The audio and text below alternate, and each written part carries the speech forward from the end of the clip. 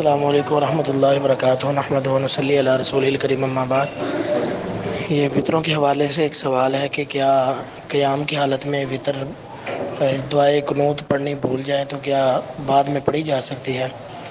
تو نماز کی حالت میں نماز وطر میں دعائے قنوت کے بارے میں دو عمل ہیں۔ ایک افضل ہے، وہ یہ ہے کہ قیام کی حالت میں ہی جو ہے وہ دعائے قنوت پڑھی جائے۔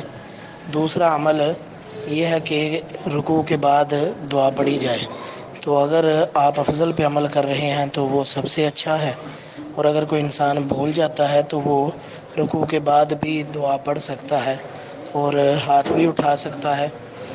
اور اس کے علاوہ دوسرا سوال جو تھا کہ اگر دعا پڑھنی بھول جائے تو پھر کیا کرنا چاہیے؟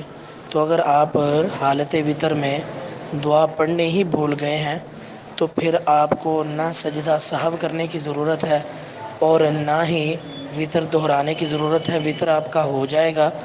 جہاں تک دعا کی بات ہے تو دعا آپ سلام پھیرنے کے بعد بھی پڑھ سکتے ہیں۔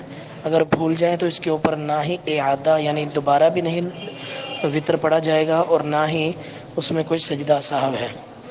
ھذا ما عندی واللہ اعلم بالصواب۔